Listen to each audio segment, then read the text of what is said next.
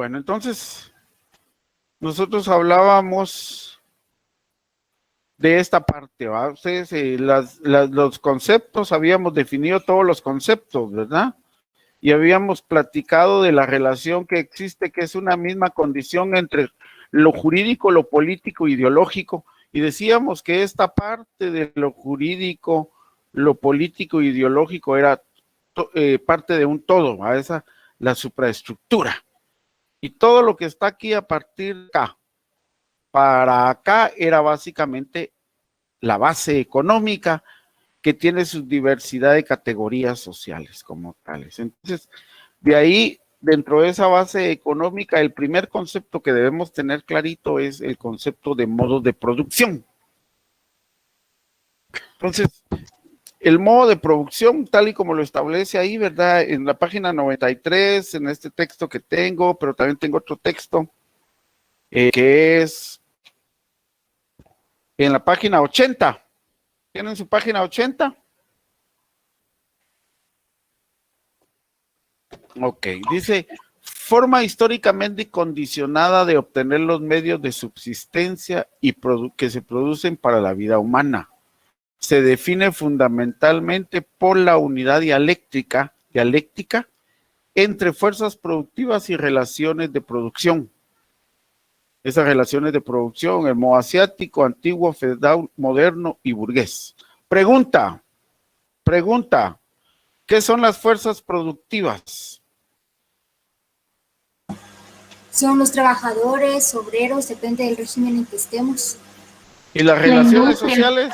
La industria, las relaciones sociales. La burguesía para lo que sería el feudalismo o el capitalismo también, o el esclavista, o el, ay, no recuerdo más, en este caso también la monarquía. La monarquía. ¿Qué más?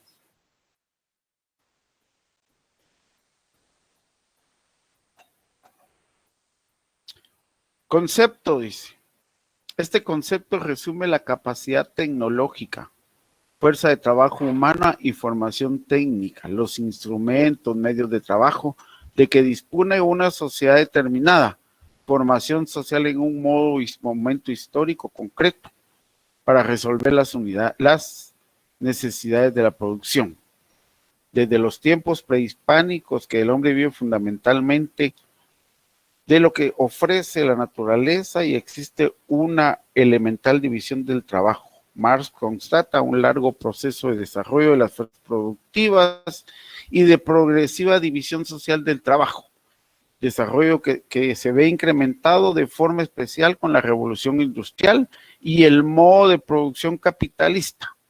Marx atribuyó una importancia decisiva a las transformaciones en el desarrollo de las fuerzas productivas, de las que hacía depender en gran medida los cambios en el orden de las relaciones de producción.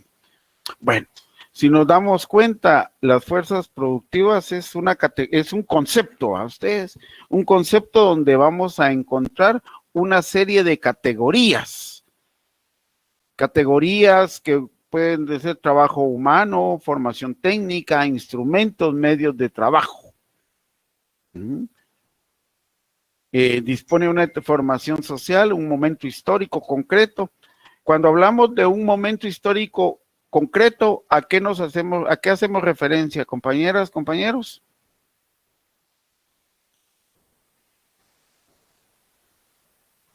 ¿A qué hacemos referencia?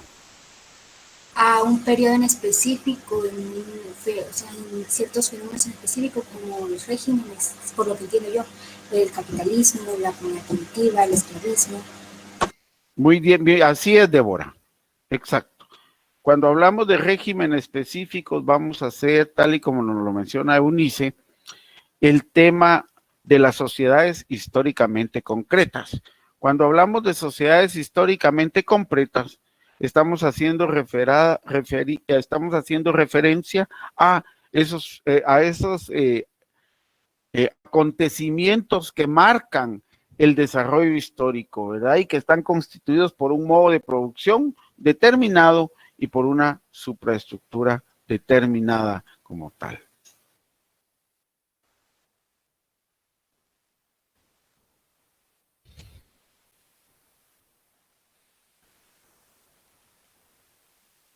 Estructura económica, decía, las relaciones de producción ligadas estrechamente al desarrollo de las fuerzas productivas y constituyen para Marx la base de la sociedad. Y entonces aquí teníamos esta referencia, ¿verdad? Este materialismo histórico y lo que implica. A ver, ¿quién me platica algo de esto?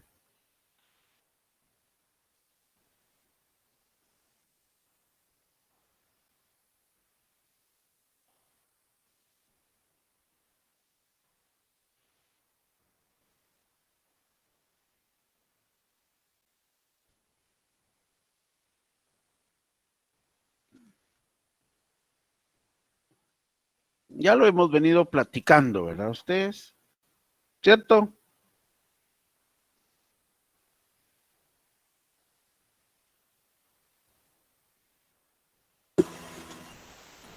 Bueno, yo por lo que veo son sobre las distintas clases sociales del lado del que manda y del que es mandado. En este caso, y dividido por los regímenes, ya sea el amo, el señor, el maestro que dice allí, y el capitalismo, que ya venía siendo hasta en la época actual el capitalismo.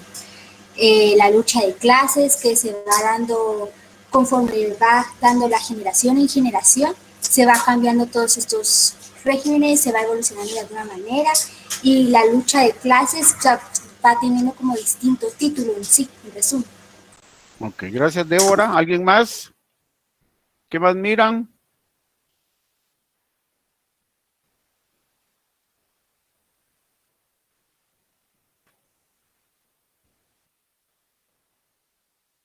¿Quién más? ¿Quién más? Lo que mirábamos la primera unidad antes del primer parcial, lo de la dialéctica. ¿Dónde está la dialéctica aquí? Marcela. Y la lucha de clases. ¿Por qué decimos que la lucha de clases pertenece o podríamos ubicarla dentro de la categoría dialéctica?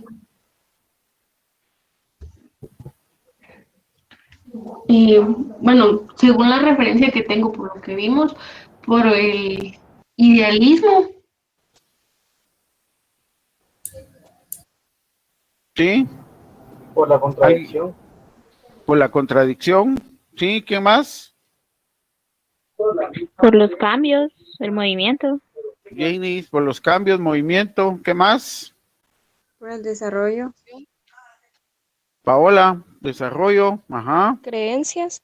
Las creencias. La evolución. ¿Perdón? La evolución. La evolución. Ajá, Mildred, sí. Por el desarrollo histórico. Mariana, desarrollo histórico. Ajá.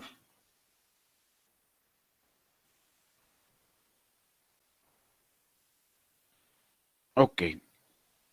Cuando nosotros hacemos referencia a la aplicación del materialismo dialéctico a los fenómenos sociales e históricos, no debemos olvidar lo que muchas de ustedes han dicho. O sea, primero existe el momento histórico de la relación de los individuos, y luego cómo esa relación entre los individuos va creando condiciones que permiten la evolución, el desarrollo.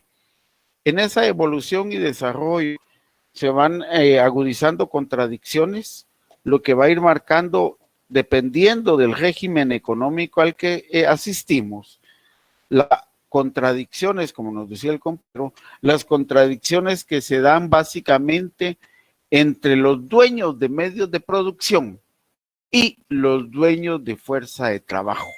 Esas contradicciones que se dan entre unos y otros es lo que nosotros vamos a determinar como la lucha de clases, pero la lucha de clases obedece dependiendo a cada régimen económico, ¿verdad? Que se pone tal y como establece aquí, grupos con intereses comunes entre sí y antagónicos con los demás, sea aquí tenemos lo que es una definición de clase social.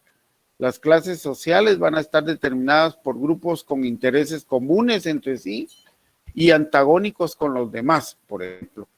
Los patronos, los dueños de medios de producción tienen intereses comunes entre sí.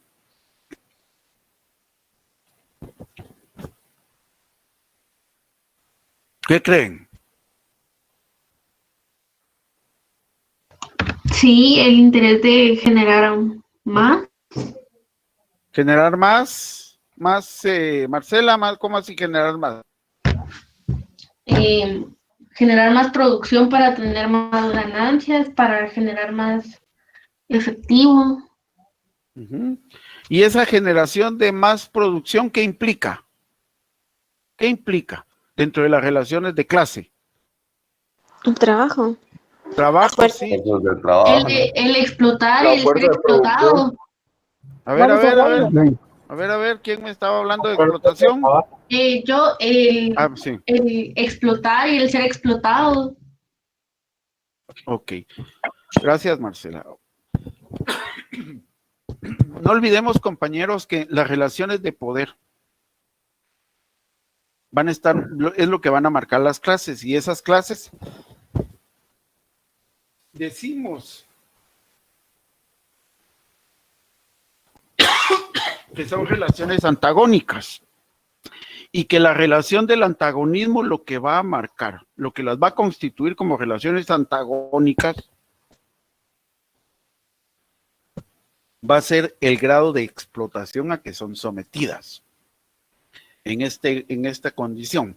Para generar mayor producción, yo necesito mayor grado de explotación. ¿Y a quiénes exploto? A los esclavos, a los siervos de la gleba y o al proletariado como tal. Entonces, la condición de los intereses de clase, insisto, va a estar determinada efectivamente por lo que también nos planteaba, pero especialmente nos lo hacía ver Marcela, por el grado de explotación a que se ven sometidos los trabajadores, los esclavos o los siervos, dependiendo de la condición en la que se encuentran como tal. Entonces, decimos que la lucha de clases es el motor de la historia. ¿Por qué decimos eso? ¿Por qué decimos que la lucha de clases es el motor de la historia? A ver.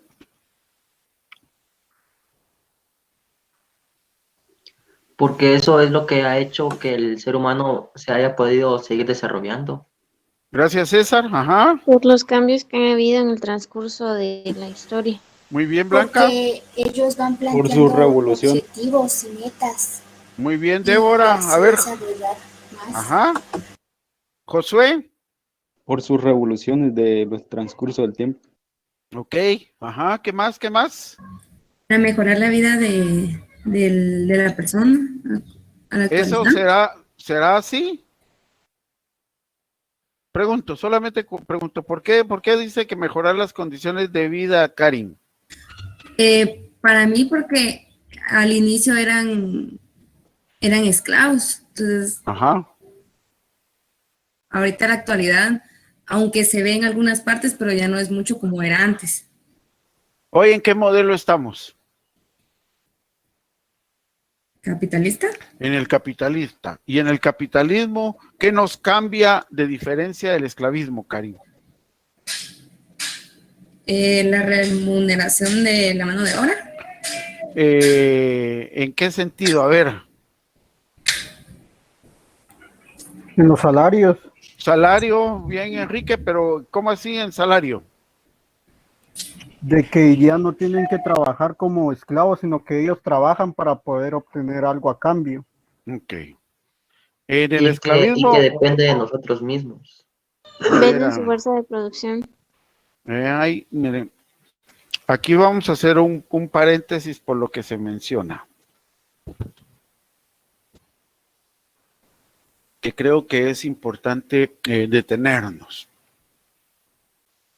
Cuando nosotros hablamos de la lucha de clases como motor de la historia es la agudización de las contradicciones que van a ir modificando esos modos de producción. ¿En el esclavismo había salario? ¿Sí o no? No. No había salario. Se trabajaba porque se nacía, se moría, se nacía, se reproducía y se moría siendo esclavo. ¿Sí? Y toda la manutención de ese esclavo, su familia, estaba a cargo de ¿quién? El patrono. ¿Era patrono? El esclavista. Del esclavista. En ese momento no habían patronos, no habían esclavistas, porque el patrono se convierte en tal cuando comienza a dar una remuneración, ¿cierto? Perdón. Ok. Entonces, no hay perdón. Ese es lo que tenemos que aprendiendo, ¿verdad? Entonces, en el esclavismo, las relaciones eran de dominio. Yo dominaba, ¿verdad? Pero al mismo tiempo eran condicionadas por esas condiciones de esclavitud. Sometimiento se llama, o sea, las relaciones de dominación estaban basadas en el sometimiento de los individuos a esa relación. Entonces no existía el salario, no era como decía un compañero ahí, a voluntad, no, se nacía y se moría. La agudización de las contradicciones en este modelo, esa agudización para que se diera el motor, llegó un momento en que los esclavistas ya no podían sostener el régimen, ya se había crecido significativamente el número de esclavos. Y entonces resultaba ya imposible para el señor esclavista mantenerlos. Pero ese crecimiento de esclavos había generado nuevas condiciones que permitían irse liberando del yugo del esclavista.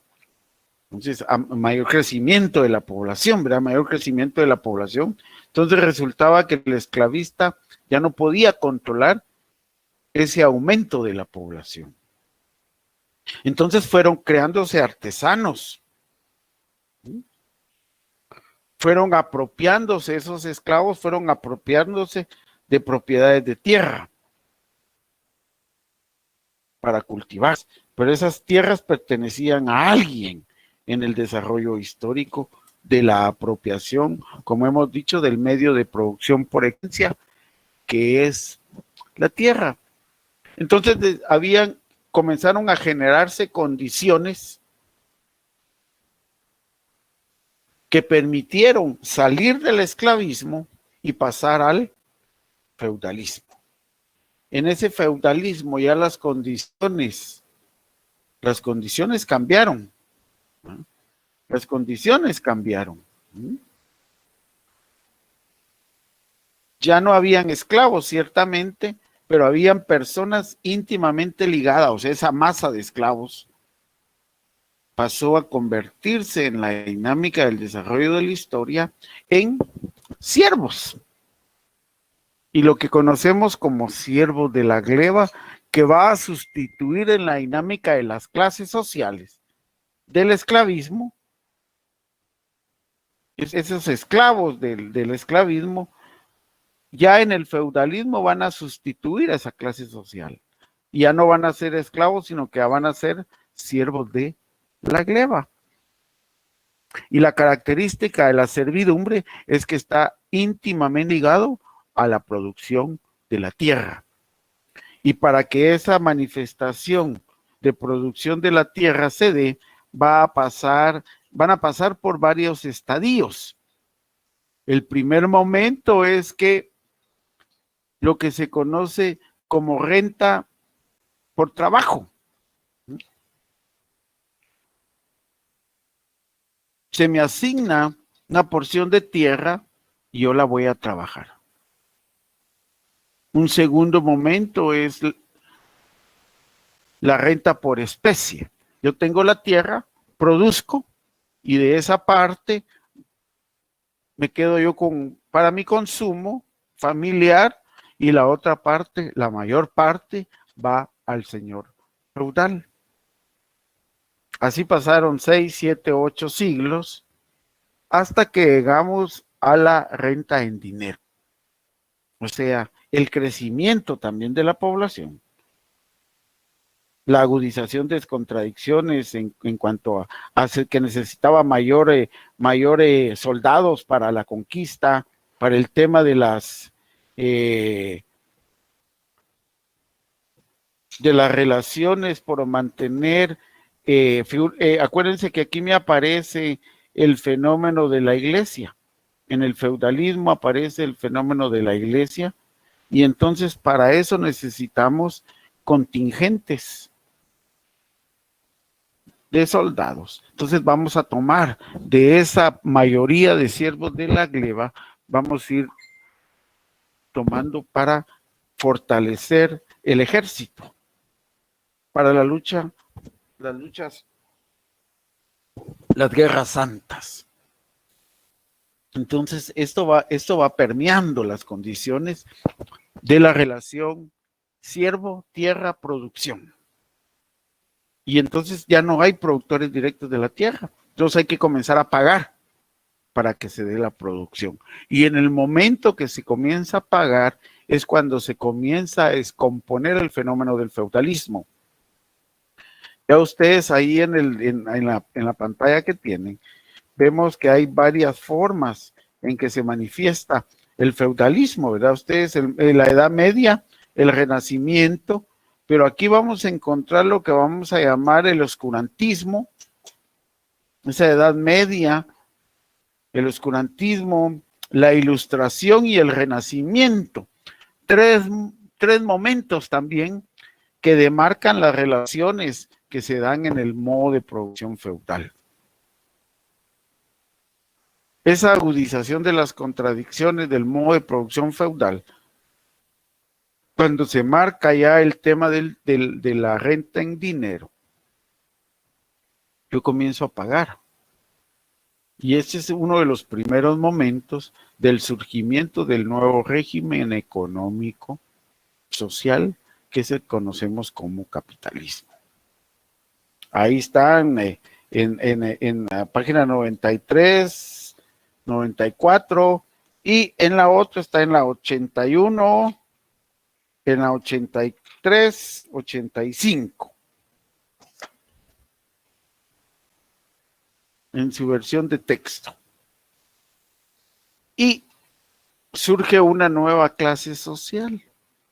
Esa nueva clase social que vamos a conocer como proletariado. O sea, la clase trabajadora. Ahí uno de los compañeros, vamos a ver si lo tengo aquí a mano, no me aparece. Hacía mención de que las relaciones de sumisión que por voluntad, dependiendo de uno, dice. Les decía, dependiendo de uno.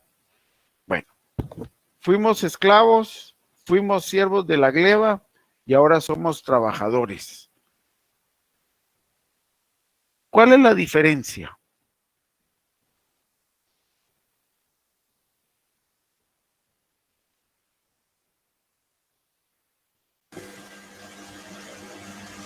Aparte de la época, es el tipo de ideología que la burguesía le dio a estos nombres en realidad.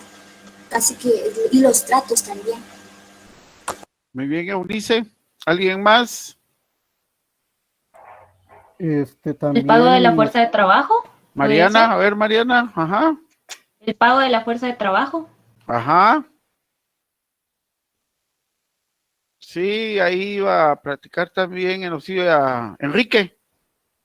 Sí, lo mismo que iban a decir las compañeras, que también solo cambia el nombre, y también lo que estaban diciendo sobre la burguesía. Ok. O sea, vemos cómo efectivamente las relaciones de explotación siempre se van a mantener. Lo que va a cambiar son las condiciones en que se da la explotación. la explotación de la fuerza de trabajo, o sea, la apropiación de las habilidades que tiene el ser humano llamado trabajo, llamado esa habilidad trabajo, que van a ir modificándose, que van a estar dependiendo de las condiciones en que se apropie el dueño de los medios de esa fuerza de trabajo. Por supuesto, tal y como lo decían, hay una diferenciación y Mariana creo que apuntaba en ello en el tema del salario. En el capitalismo me aparece la figura del salario, pero nosotros ya vimos también que existe una falsa conciencia alrededor del tema del salario, que en el capitalismo dijimos que existía la doctrina del capitalismo, del modo de producción capitalista. La doctrina es el liberalismo, ¿verdad? Que concibe a los seres humanos como libres, ya no son esclavos, ya no son siervos. En el capitalismo vamos a ser libres, libres para escoger si yo me vengo a la San Carlos o me voy a la Marroquín, ¿cierto? Somos libres de escoger si yo quiero estar en la San Carlos o en la Marroquín, o qué me limita. La economía. La economía. Sí. Marcela. La economía, los recursos que tenga uno. Ajá. O sea, no somos libres para escoger, tal y como nos lo plantea el capitalismo. Estamos condicionados por la capacidad que tengamos para accesar a uno u otro servicio. ¿Cierto? Sí, licenciado. Sí. Licenciado. Muy bien. Eso es lo que quiero que vayamos entendiendo. Porque la relación es, sí, estamos en el capitalismo, y en el capitalismo, si tú no trabajas es porque no quieres. Esfuérzate y vas a lograr lo que tú quieres. Y se plantea todo lo que nosotros llamamos más adelante en la economía política crítica, el tema de el individualismo, la teoría del éxito individual. Y entonces aquí en ese modelo nosotros vemos, por ejemplo, uno entra a McDonald's, ¿verdad? Ustedes, o entra a Walmart, o entra a Pais, o ahí creo que también en Burger, a esas empresas. Y en esas empresas hay unas paredes, ¿verdad ustedes?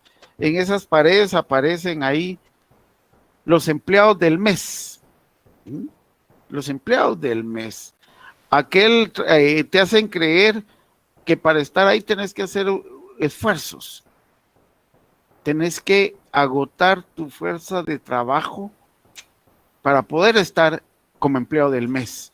Pero eso de ser empleado del mes, ¿te pagan más? ¿Te ganas alguna comisión por eso? No. La mayoría No, Depende de la empresa. Depende, o sea, bueno, sí, también, ¿verdad? Gracias, Cari. Pero la mayoría solo es el mérito, ¿cierto?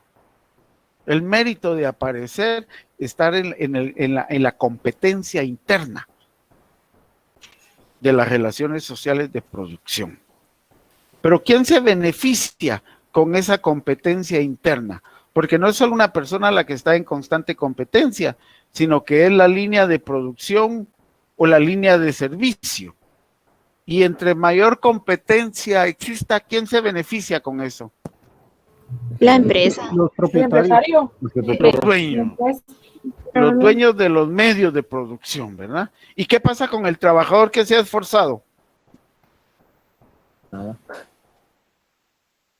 pues, ¿no? No Nada, tiene porque no nada fue por el remunerado. salario. Se queda con la satisfacción de lo que hizo. Muy bien, Marcela, se queda con la satisfacción. Va. ¿Qué produce en el trabajador el doble esfuerzo que hace por aparecer en la pared? La satisfacción, dice Marcela. Yo digo que ha de generar como que más empleo a la hora de que alguien vaya mejorando, va haciendo que la empresa vaya creciendo. ¿Y eso te beneficia, Williams? ¿Beneficia? El tema es, ¿a quién beneficia eso?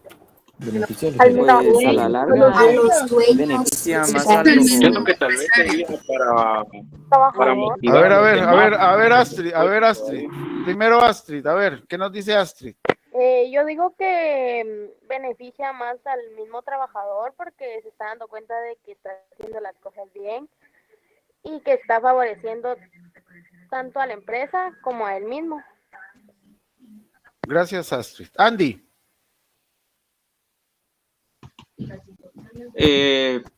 Pues siento que debe ser a la empresa, ya que, digamos, por un ejemplo, que pongan a alguien ahí conocido, entonces, quiera o no, van a decir, bueno, puedo hacer eso, entonces, para lograr eso tengo que mejorar más. Entonces, eso motiva a los empleados para que sigan trabajando y para que generen más a la empresa. Eso le beneficia a ellos, creo yo. ¿Quién más? Yo, licenciado, Sí, Carla. yo creo que beneficia más a la empresa, ya que a veces hay trabajos como la secretaria o un guardaespaldas o algo así, uno de seguridad, a veces le hace hasta de bultos, cargar bultos y todo eso, y es un trabajo doble en el cual se tiene un sueldo, el mismo sueldo en sí. Muy bien, Carla, por ahí vamos, Carla. Económicamente, pienso yo que le beneficia más al dueño que al trabajador. Muy bien, Brittany. Yo pienso que siempre siguen siendo explotados de otra manera menos, Más no sé sutil. cómo explicarlo. Ajá, exacto. Muy bien, Blanca. Muy bien, Karin. En realidad solo benefician al dueño. Muy bien, Débora. Sí, Marcela. Bueno, aunque hay algunas empresas, Sí, Débora. licenciados, que, por ejemplo, usted es el empleado del mes y dicen, bueno, está dando su máximo esfuerzo y lo ascienden, ¿no? Ha de ganar como unos 200 quetzales más a su sueldo base, pero también influye eso, el haber dado su máximo esfuerzo, aunque solo gana la satisfacción algunas veces, lo reconocen y lo ascienden de puesto. Gracias, Marcela. Sí, Débora, tú nos decías algo.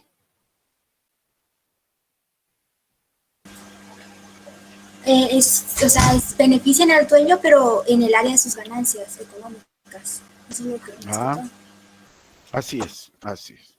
Bueno, miren, compañeros, lo que debemos entender. Ya Juan Pablo II lanzó un reto a ustedes, el tema, él le llamó el capitalismo salvaje. El capitalismo salvaje.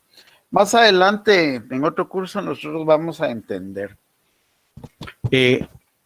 cómo es que se genera la plusvalía, que es la categoría fundamental, la piedra angular del capitalismo. O sea, cómo los trabajadores nos vemos sometidos a vender nuestra fuerza de trabajo y en la venta de la fuerza de trabajo nos consumimos. O sea, cuando aquí planteamos de que hay un mayor esfuerzo por aparecer en la página del trabajador del mes, estamos nosotros recurriendo a un esfuerzo de trabajo, a un dar más, dicen, da esa media mía, le dicen a uno, ¿ah? Pero esa media mía implica un desgaste. La fuerza de trabajo tiene una vida útil, ¿va? La empresa nos mide a nosotros por el grado de vida útil que tenemos. Entonces aquí una pregunta. ¿A quiénes contratan en las maquilas? ¿Hay alguna edad para contratar en las maquilas textiles? A la gente no, a la gente mayor de edad. Mayor de edad, sí. ¿Qué grado de edad? ¿Entre qué edad contratan en las maquilas? Desde los 16.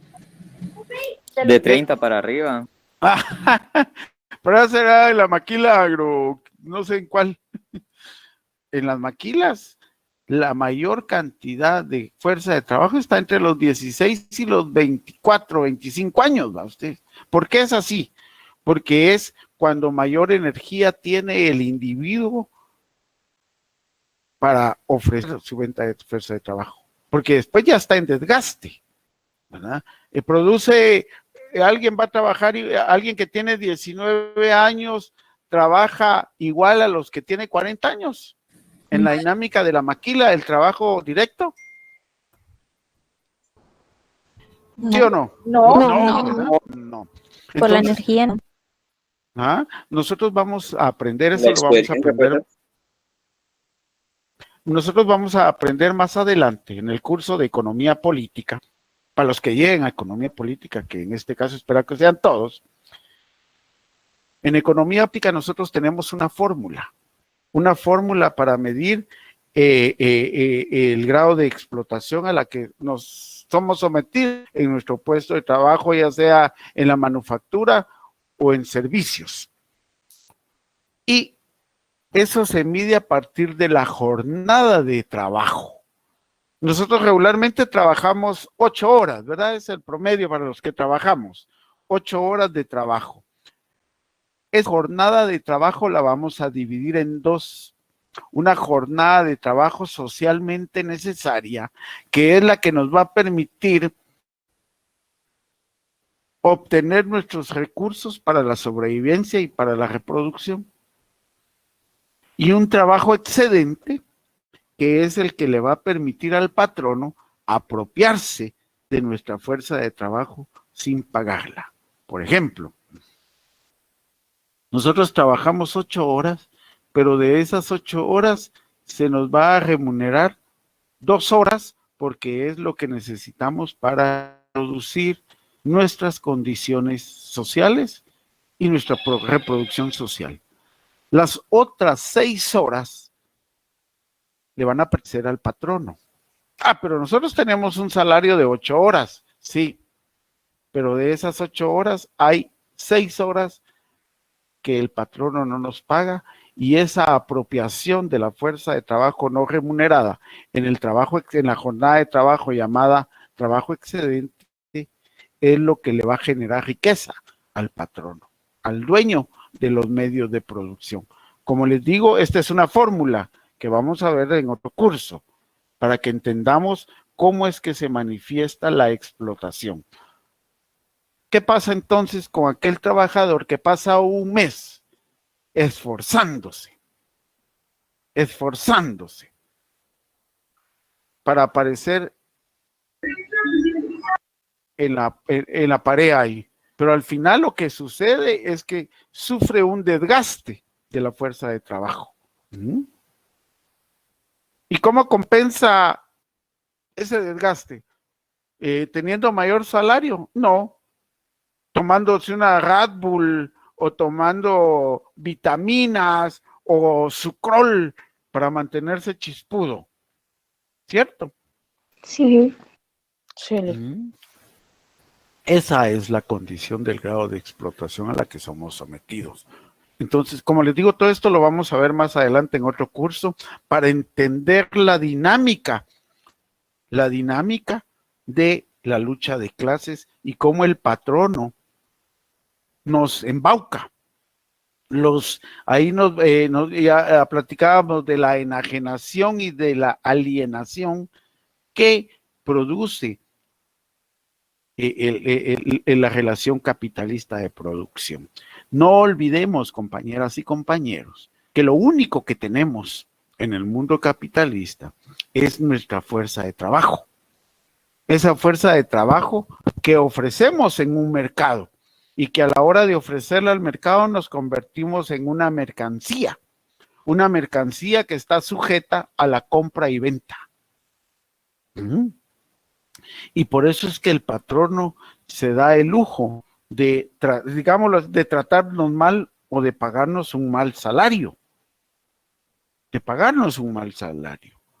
¿Verdad? ¿Por qué? Porque hay una reserva de fuerza de trabajo a la cual se puede acceder.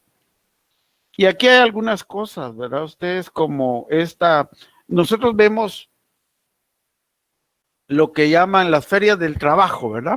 ¿Han estado ustedes, alguno de ustedes ha ido a las ferias del trabajo? Sí. Sí, Nick. Sí. ¿Y qué es lo que nos ofrecen? ¿Para qué están captando mano de obra? ¿En qué sector?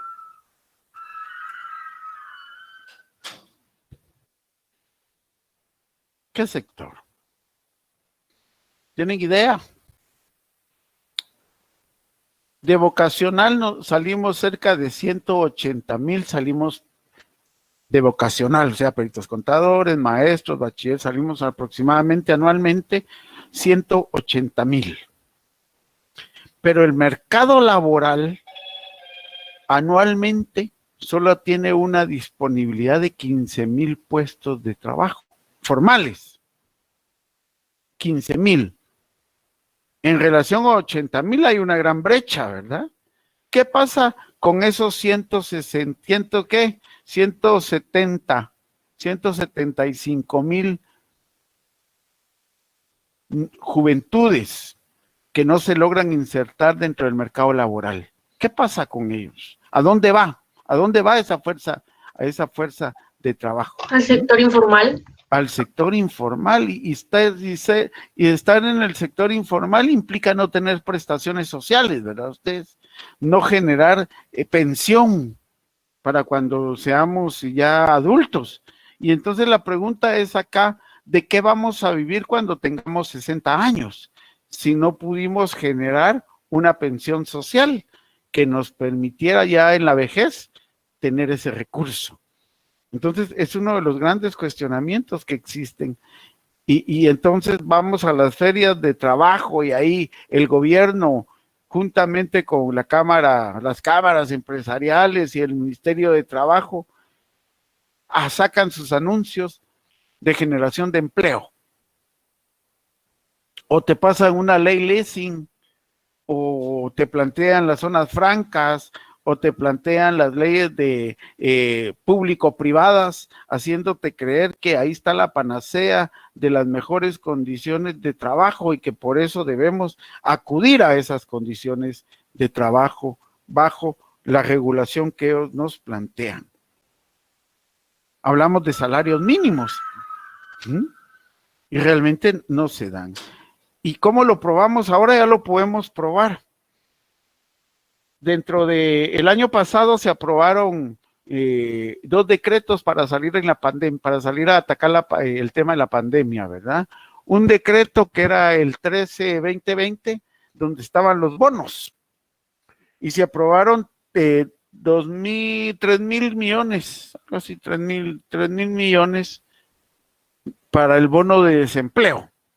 Ese bono de desempleo, esos 3,000 millones se depositaron en el crédito hipotecario nacional y bajo regulaciones del Ministerio de Trabajo y del Ministerio de Economía, las empresas podían solicitar el bono de desempleo. ¿De qué nos dimos cuenta? ¿De qué nos dimos cuenta? Que hay muchas empresas, tal y como decía una de las compañías, hay muchas empresas que siendo empresas constituidas, trabajan en la informalidad. Trabajan en la informalidad. ¿Qué quiere decir eso? Que no pagan salario mínimo. ¿Qué quiere decir eso? Que no pagan cuota X. Pero en la apariencia son empresas formales, pero sus trabajadores son informales. Entonces, ¿qué pasó? No se gastó todo el dinero que estaba destinado, que se había proyectado para asistir a las empresas con el bono de desempleo, de suspensión por el empleo. ¿Por qué? Sobró dinero, porque la proyección que se tenía era sobre el supuesto del número de empresas, pero nos dimos cuenta que ese número de empresas no es real. No es real. Entonces, el bono por desempleo no pudo cubrir tal y como se había planteado. ¿Qué nos dimos cuenta entonces? El grado de informalidad de las relaciones económicas en el país. Esto definitivamente nos pone en una disyuntiva, porque cuando asistimos a las ferias de empleo hay un sector hay un sector de servicios que necesita o nos han hecho pensar también que requiere mano de obra calificada. Y cuando hablamos de mano de obra calificada, estamos hablando de los call centers, ¿verdad? Ustedes, de los call centers de empresas transnacionales. Si ustedes, si no lo saben, pues aquí en Guatemala tenemos algunos call centers que trabajan con corporaciones mundiales. Eso es debido al acento del guatemalteco. El acento del guatemalteco, a la hora de trasladarse por la onda, por el teléfono, el inglés que habla el guatemalteco es un inglés bastante matizado, que lo pueden muy bien escuchar en Asia, en Bombay, ¿verdad? O lo pueden escuchar muy bien en Japón o muy bien en Estados Unidos. Entonces hay empresas de call center que quieren que trabajadores que manejen inglés. Y son pagados, son relativamente bien pagados, ¿verdad? Ustedes, pero, ¿qué tipo de inglés manejamos los guatemaltecos? ¿Cuánto de inglés sabemos? Y yo siempre digo algo aquí, ¿verdad? Ustedes pasamos 6 años de la educación formal hasta graduarnos de vocacional. Pasamos 6 años hablando inglés, 3 en vocacional y 3 en básicos. Yo estoy jugando. Estoy jugando yo con la piña ahorita. ¿Y qué es lo que nos enseñan? Lo básico. El básico. Solo aquello que aprendimos, ¿va? Ustedes, happy birthday to you, happy birthday to you. Aunque sea un pedacito, pero queremos pastel. Mitad inglés, medio inglés y mitad español. ¿Por qué no lo cantamos todo en inglés? Porque no sabemos inglés. ¿O por qué no lo cantamos todo en español? ¿Va? Ustedes, miren cómo somos de presumidos además, ¿va? Ustedes, medio inglés, medio español. Y esa es la muestra más significativa del nivel que tenemos en estas relaciones de producción. Bueno, entonces... Desaparezcan los 3 hombres de aquí. De verdad, estoy hablando en serio, mucha. Están molestando a Johanna ahí. Vamos a cerrar el micrófono de Johanna. Hay maltrato ahí. Hay maltrato, pues claro, Edras. Hay maltrato. Y entonces somos que como cómplices, porque como maltrato dice que tenemos la obligación de denunciarlos al Ministerio Público. Bueno, entonces es eso lo que debemos ir comprendiendo, ¿verdad? Ustedes, de que el motor de la lucha de clases es la lucha de clases es el motor de la historia, porque son estas las que reivindican mejores condiciones, ¿verdad? Las mejores condiciones sociales para dejar el grado de explotación en el cual nos encontramos. Para que esto se dé, entonces, tal y como dice, se realiza dialécticamente, o sea, lo que decían los compañeros, la transformación, el cambio, mejores condiciones. Cada forma social lleva su negación, la superación del antagonismo supone una nueva forma social, o sea, la negación de la negación, la lucha de clases, esos postulados del materialismo histórico que ya vimos en algún momento, y el nuevo cambio social que es llamado revolución. Dentro de esta lucha de clases, acabamos de conmemorar el 8 de marzo? ¿Qué conmemoramos el 8 de marzo? El Día de la Mujer. El Día de la Mujer. El Día de la Mujer. ¿El Día de la Mujer puede inscribirse dentro de la lucha de clases? Sí. Sí. Ajá. Sí.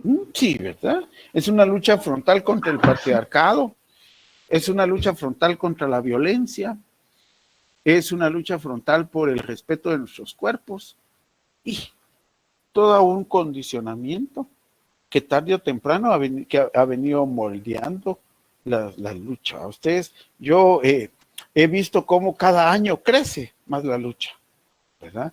Hay más participación.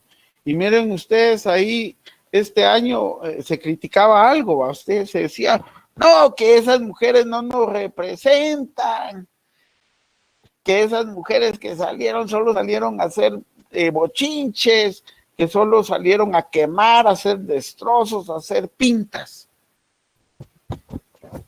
Ah, pero cuando salen los hombres, esos hombres que solo salen a hacer destrozos, o ahí ya estamos marcando una relación de discriminación.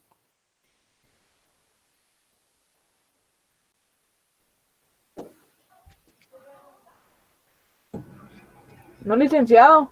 Yo pienso que no. No, ¿verdad? ¿Por qué?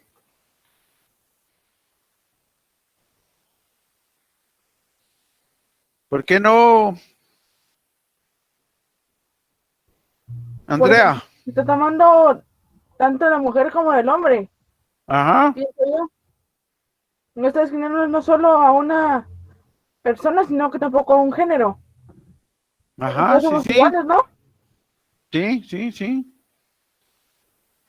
Tanto uno como el otro puede actuar en condiciones que permitan su reivindicación. O sea, que el tema de las pintas, el tema de las quemas, no está circunscrito únicamente a que lo realice el hombre, ¿verdad? Exacto. Es una condición social de clase, ¿verdad? Porque al final de cuentas, y algo que todavía estamos por comprender, es efectivamente que tanto el hombre como la mujer somos explotados del modelo capitalista de producción. Y aún más, decimos, ¿verdad? Ustedes, la mujer es doble o triplemente explotada. Y recuérdense que históricamente a la mujer se les ha negado sus derechos. Ya Olympe de Goudier, cuando planteó la Declaración Universal de los Derechos Civiles y Políticos de la Mujer, ¿qué pasó con ella? Fue sacrificada, ¿verdad? ¿Cómo la mujer iba a tener derechos civiles y políticos? Ellos eran una condición del hombre. Bueno, ¿algo ahí que quisieran platicarnos?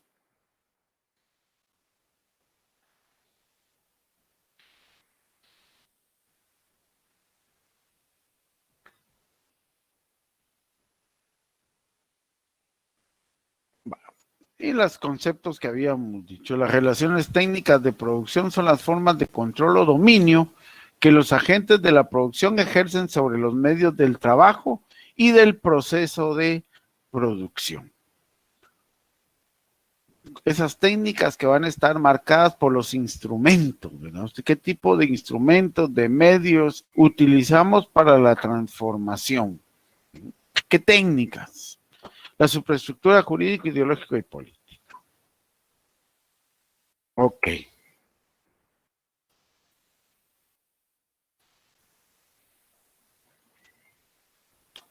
Entonces, como tienen su libro, voy a chatear una pregunta, luego las copias para ir formando. ¿De acuerdo? De acuerdo.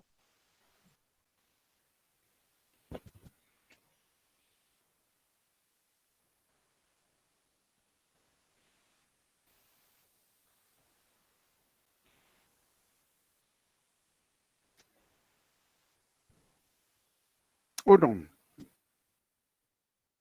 Hola.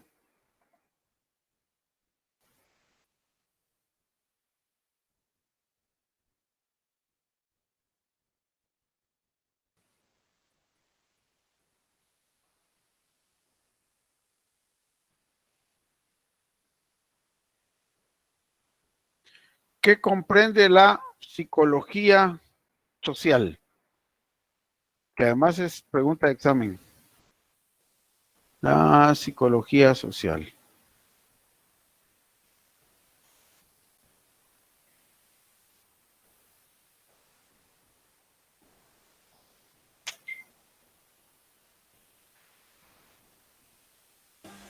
¿Qué comprende la psicología social? Me lo chatea, me lo escriben ahí. Ok. Me lo escriben, Débora. Sí, sí. Me lo escriben.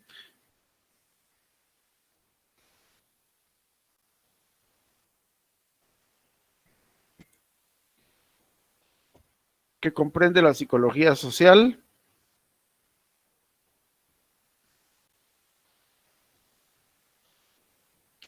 Activos, activos.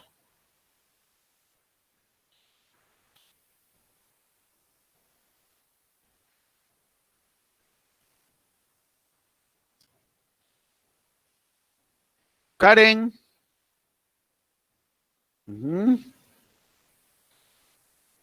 Karen Cobón. Son dos Karen. ¿Sabes? Karen Abigail, Karen Cobón. Mildred. Ya, sentimientos, muy bien. Estudia los pensamientos, sentimientos.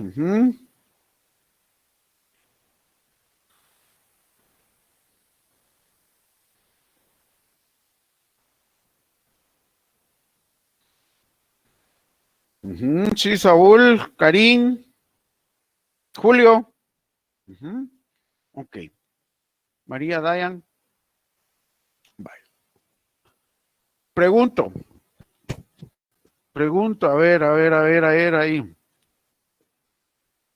¿Cómo entonces el capitalismo utiliza la psicología social? A ver, ya vimos que ahí está en el texto. Entonces, ¿cómo concebimos nosotros esa psicología social? ¿Qué es lo que nos permite, qué es lo que le permite a la psicología social dentro del modelo capitalista de producción para el trabajador? Miren cómo piensa. Sí. ¿Qué hace? ¿Qué hace la psicología social para el trabajador? Compañeras, compañeros. Lo subo, ¿qué hace la psicología social al trabajador?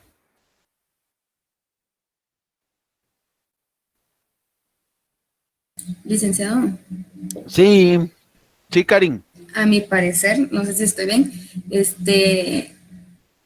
como las personas tienen necesidad de sustentarse, se basan a eso.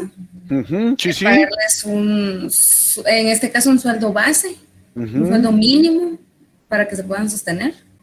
Sí. Nos vuelve conformistas. Sí, y nos crea la necesidad de trabajar para poder subsistir el día a día. Muy bien, Marcela, sí.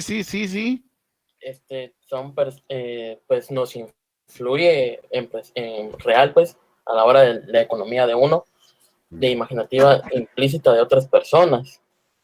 Para darle nosotros, si yo soy el jefe, yo influyo a mis trabajadores para que influyan a otras personas, para que vengan a trabajar conmigo, pero siempre manteniendo un sueldo por debajo del salario normal. Muy bien, Alejandro. Ajá.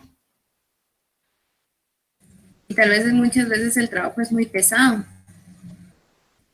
Ajá. Bueno, la psicología social, bueno, tiene sus ámbitos, ¿verdad? Usted en sus ámbitos. Tal vez para los que van a seguir administración de empresas. ¿Quiénes van a seguir administración de empresas? Bueno. Yo también. Yo. ¿Ustedes saben cuál es el colmo de un administrador de empresas? ¿No? ¿Cuál? No. Administrar la empresa de otro. ¿Cómo? No saber el FODA. Administrar la empresa de otro.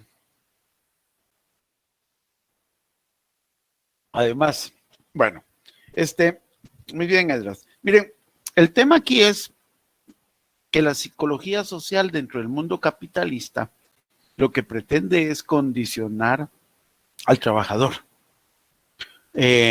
Por ejemplo, la psicología social efectivamente funciona en ese mes a mes para estar en la pared, ¿verdad? Ustedes. La psicología social funciona cuando me dice el prono, vos sos mi colaborador. Y ahora ya no somos trabajadores, ¿verdad? Somos colaboradores. Colaboramos con que la empresa sea la mejor. Colaboramos con mi patrono porque además es buena gente y me da trabajo. Pero en el momento en que estamos nosotros aceptando esas condiciones, efectivamente estamos siendo sujetos de la estructura ideológica de dominación y condicionándonos. Pero lo más significativo es que nos están robando la concepción de lucha y me vuelven un conformista ante el modelo de producción, ¿verdad?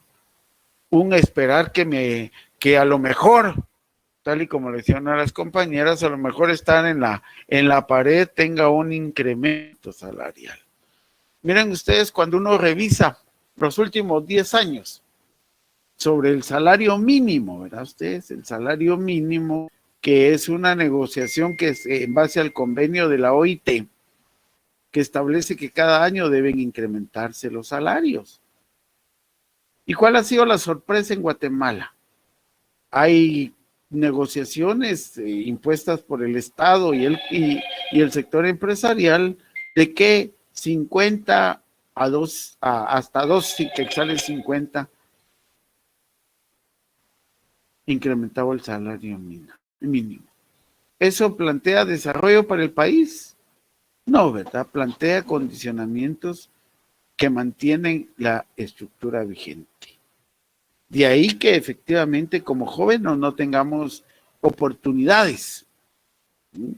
No hay un esquema de oportunidades. Y déjenme contarles, hoy en la mañana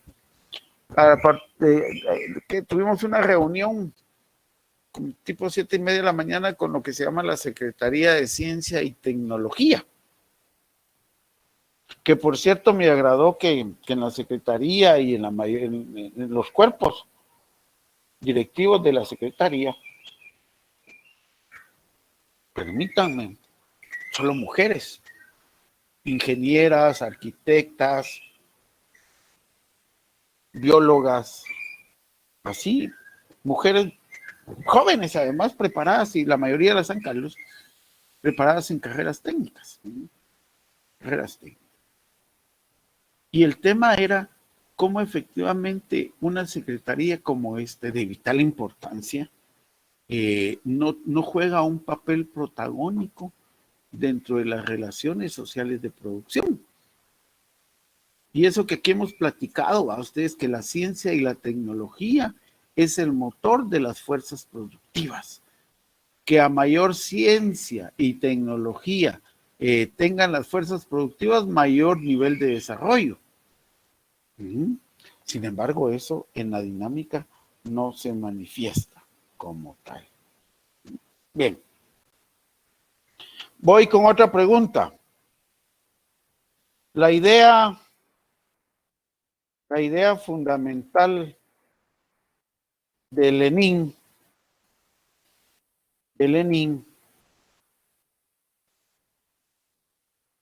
sobre el materialismo en la historia es lo fundamental de Lenin sobre el materialismo en la historia es, ¿en qué consiste eso? ¿En las relaciones sociales? Sí, sí. ¿Qué más? Ahí tiene un apellido. Que se dividen en materiales ideológicos. ¿Eso qué quiere decir? En las relaciones sociales se dividen en materiales e ideológicos. Del materialismo y el idealismo. Materialismo e idealismo. Oh, muy bien, Marcela, sí, sí. Subráyalo ahí, anótelo, Marcela. Anótelo en el chat.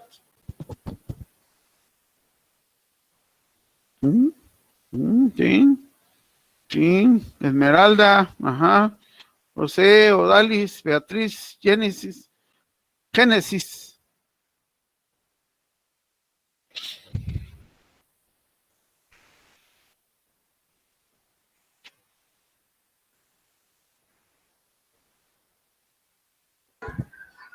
Licenciado, disculpe, no le escuché muy bien. ¿Qué es lo que había que buscar? Disculpe. No entendí qué es lo que había que buscar en el libro. No escuché bien. Ahí está en el chat, se lo comento, Alejandra. La pregunta era, para Lenin, ¿qué es lo fundamental? Para Lenin, ¿qué es lo fundamental en cuanto al materialismo en la historia?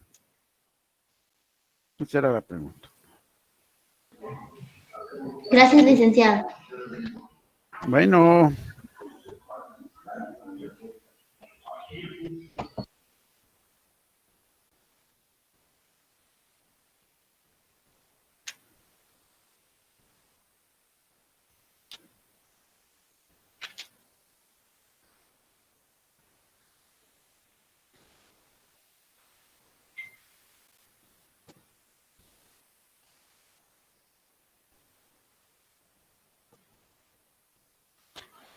Otra, ¿para qué sirve la ideología?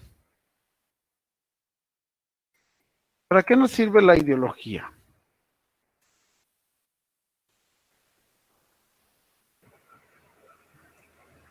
Escríbanmelo. Para mantener, conservar y consolidar la base económica. Ah, ajá, muy bien, ahí. Chatelo, por favor.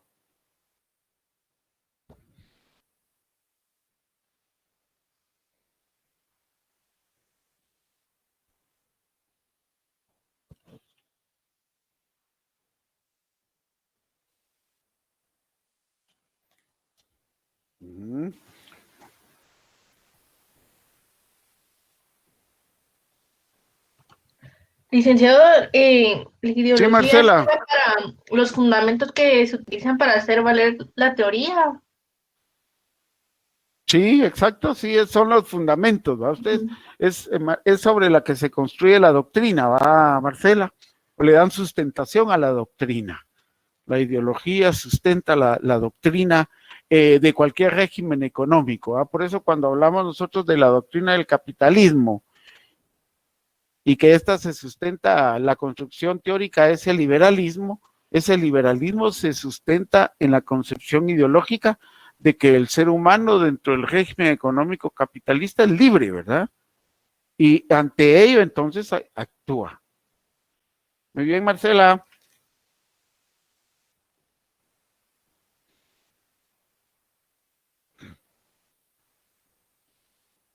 Otra pregunta.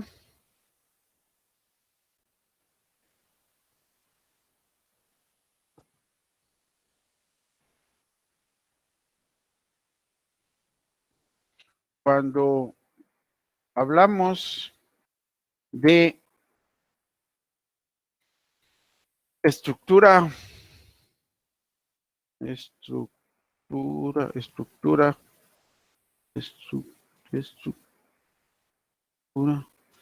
la sociedad, ¿a qué nos referimos?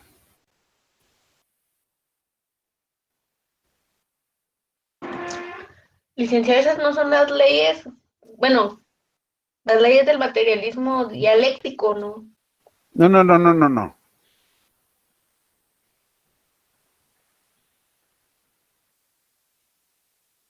Las leyes del materialismo dialéctico son los fundamentos que permiten comprender el desarrollo, ¿verdad?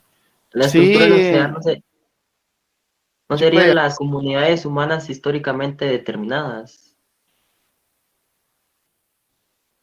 Es parte de eso, César, es parte de eso.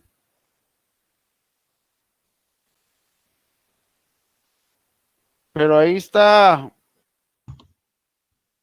más adelante, ahí, por ahí, ahí revisen. ¿Se refiere a la infraestructura y las infraestructuras, no? No. ¿Cuáles son los aspectos de análisis de la estructura de la sociedad? Los modos de producción, ¿no? Se le puede considerar como un sistema que funciona objetivamente y se ahí está. Y no desarrollo. Sí. Ajá. Okay. Ese en primer lugar, ¿verdad? Gredelin. Muy bien, Gredelin. Sí. Ese es uno. Hay varios ahí, ¿verdad? Sí. ¿Es un proceso de continuo desarrollo? Ajá, sí. Eso es parte del 1. ¿Cuál es el 2? Cuando se considera la sociedad como un organismo social y los distintos elementos figuran como elementos de un sistema. Ajá. ¿Qué quiere decir eso, Gredelin? Bueno, según lo entiendo aquí, vamos a ver, de que al final como la sociedad o las relaciones de la sociedad, que sería como la familia, según lo que explica aquí, funcionan como un solo elemento, ¿no? Dentro del sistema. Ajá. Sí, es un sistema, ¿verdad? Y cuando hablamos de sistema es que todo está íntimamente integrado.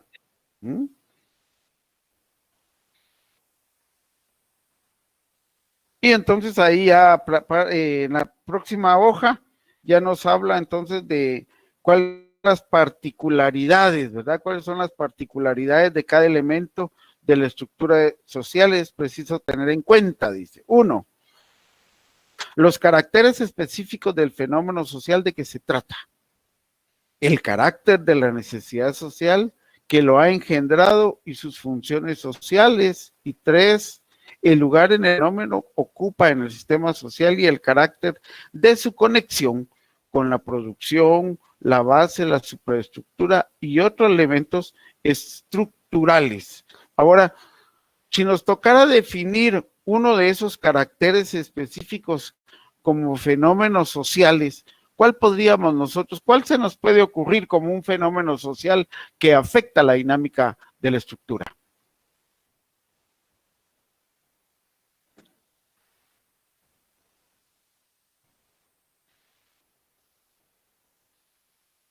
¿Cuál sería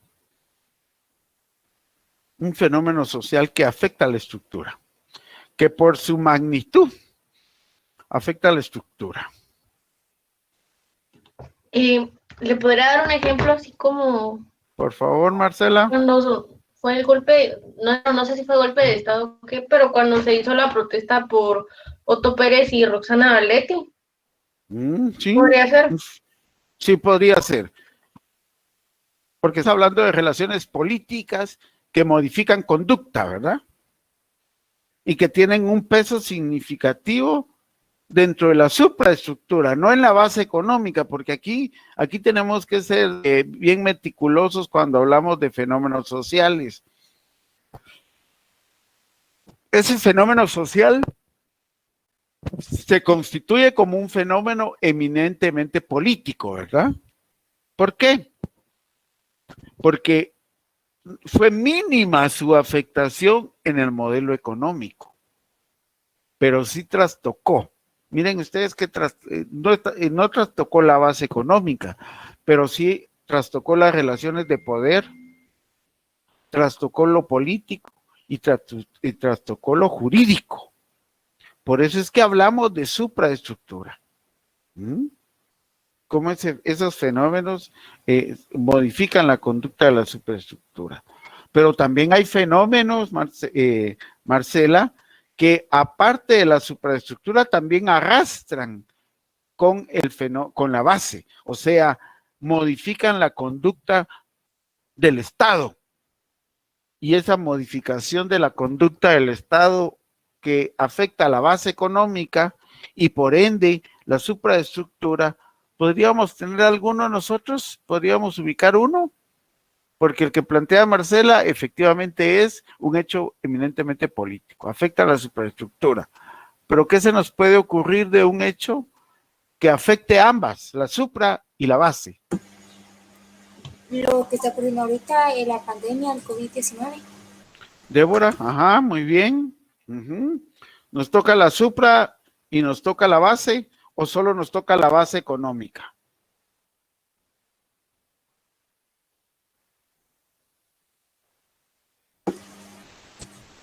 Yo más creería que la base económica. Ajá. ¿Quién más se apunta? Ambas. Podría estar, digamos, en el régimen de la comunidad primitiva, cuando empezaron las tribus y las gens a tener una plusvalía, allí afectó a ambas, aunque tal vez no estaba como muy identificado eso, porque no se tenía idea en esa época, pero sí ahí fue cuando empezó todo esto y se dieron las dos. A ver, Débora, previo a que le dé la palabra a Ignacio, a Enrique, a ver, Débora, usted acaba de tocar ahí la comunidad primitiva, pero mencionó una palabra ahí que dijo plusvalía. ¿A qué nos referimos cuando introduce ese concepto? Al excedente de ventas digamos, ellos tenían 5 manzanas y con las 5 manzanas que vendían podían vivir bien con 2. Y entonces como tenían ese excedente de ganancias, también quiere decir aumento de poder. Ok. Estamos bien con la relación de la mercancía y la oferta y la demanda.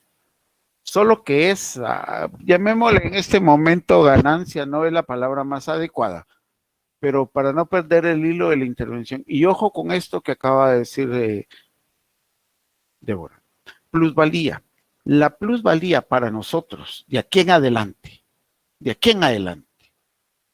estamos en la Facultad de Económicas, la plusvalía es la apropiación del trabajo no remunerado.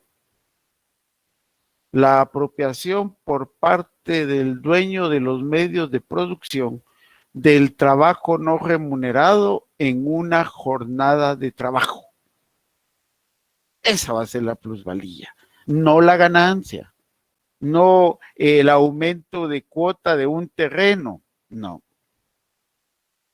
La plusvalía, y por eso yo les decía que es la piedra angular del capitalismo. La plusvalía es el grado de explotación a la que se ven sometidos los trabajos en el proceso de producción. Y ese proceso de producción que sabemos pasa por la producción de bienes y servicios, la distribución y el intercambio de esos bienes y servicios, y el consumo de esos bienes y servicios como tal. Yo decía, si falla uno de estos 4 elementos, hay una distorsión en el mercado. Y al existir las distorsiones en el mercado, me da el fenómeno de Nicaragua o me da el fenómeno de Venezuela. ¿Qué produce Venezuela?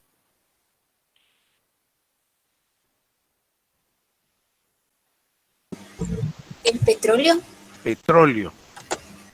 El petróleo es vendido mundialmente, es una materia prima que se adquiere, que es cotizada.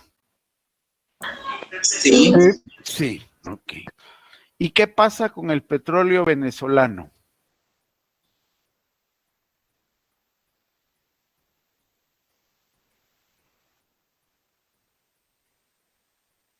¿Qué pasa con el petróleo venezolano, compañeras, compañeros?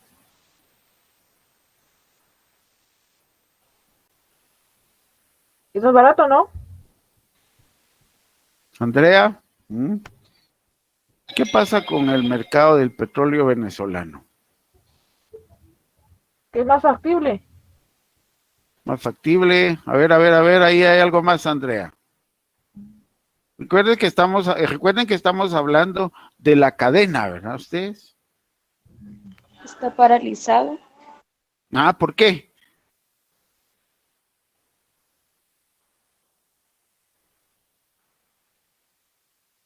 Paralizado.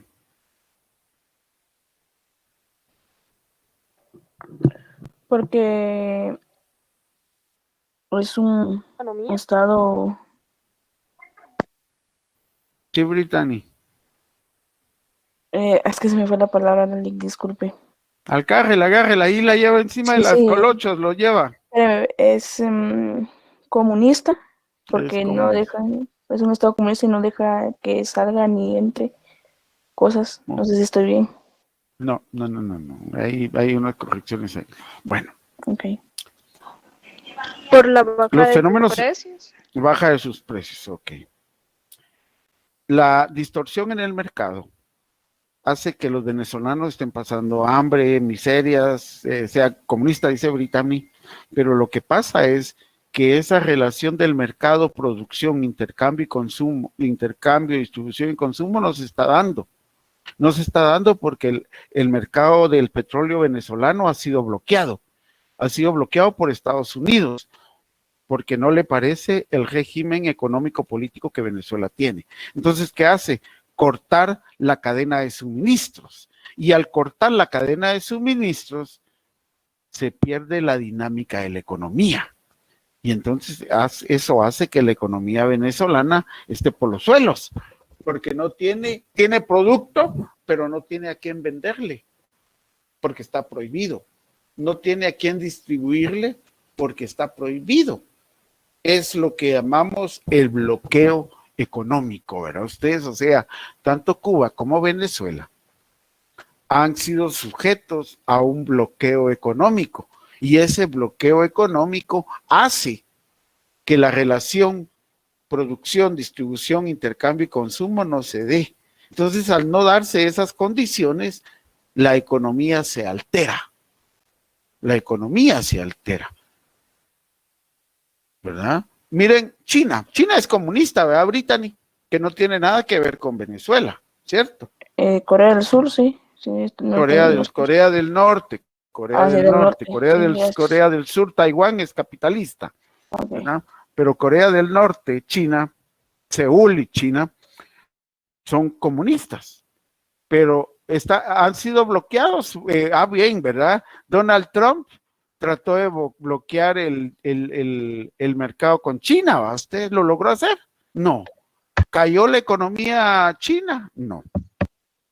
Entonces, esa relación del mercado en las características particulares de la estructura social, ¿verdad? Esos caracteres especiales de la formación social. Bien, yo les pediría que sigamos leyendo. ¿Examen cuándo tenemos la comprobación? ¿Es para cuándo? Va el 17, ¿verdad? Miércoles. El próximo miércoles. Ok. ¿Listos entonces con su texto, sus lecturas? Que estemos bien, feliz tarde, cuídense. Feliz tarde.